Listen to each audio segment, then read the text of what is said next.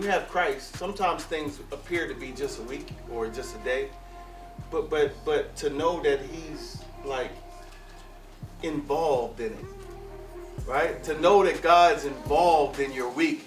The thought I had this week was like the moment, I can remember being a little boy and believing in God. I can remember being a teenager believing in God. I can remember being a young adult believing in God.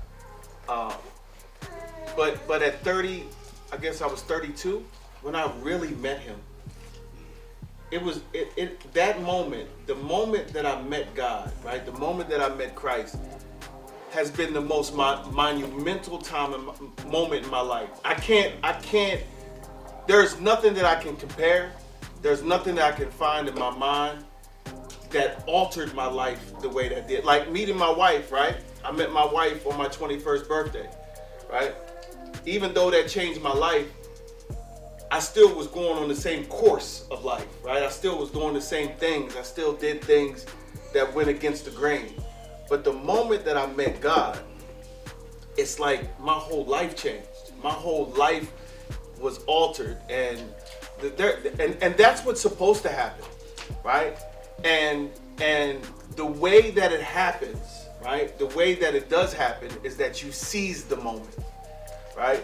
You honor the moment that you meet God. Because if you don't honor it and you don't seize it and you don't take advantage of that moment and you stay in here, you know what I mean? This thing can be your best and worst enemy. And if you seize the moment that I just met God for real, not that I believe in Him, not that I know that He exists, but I met Him. And when you meet God, man, when you meet God, if it hasn't changed you, it's because you haven't honored it. You haven't honored the situation. Because anything you give honor to, you'll give your heart to. Am I right or wrong? Right? Anything you honor, you'll give your heart to. And meeting God, and I think because I'd given my heart to so many other things, right? I'd given my heart to the street. I'd given my heart to this world. I'd given my heart to women. I'd given my heart to myself, right?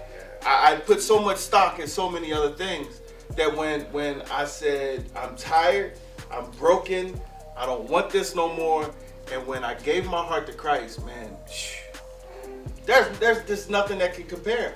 There's nothing that can compare with that moment, right? And my pastor always says this: approach every moment like it owes you something, right?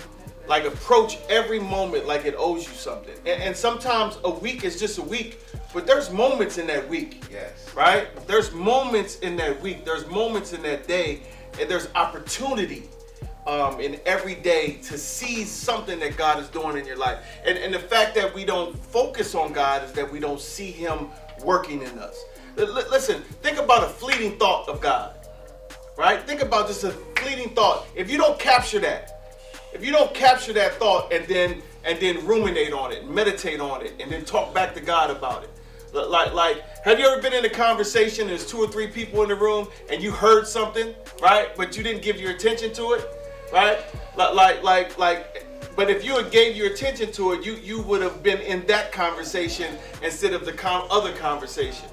And so when God gives you that fleeting thought, that conversation, that entrance into communing with Him, you got to honor it. You have to honor the fact that God took time to get your attention.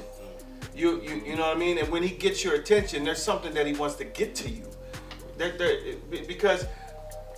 Because being able to hear Him is the only way we increase in life. When you can't hear Him, maybe it's because you're numb, right? And you hear everything else: bills, life, kids, problems, issues, aches, pains, sadness, joy, right? Personal sadness, personal joy. What makes you happy, right? Instead of what God can do in your life. And it's just like he's provident. He's the first thing. He's monumental. He's God. And like we should handle our lives as if he is God. You know, like church is an event, but God is life.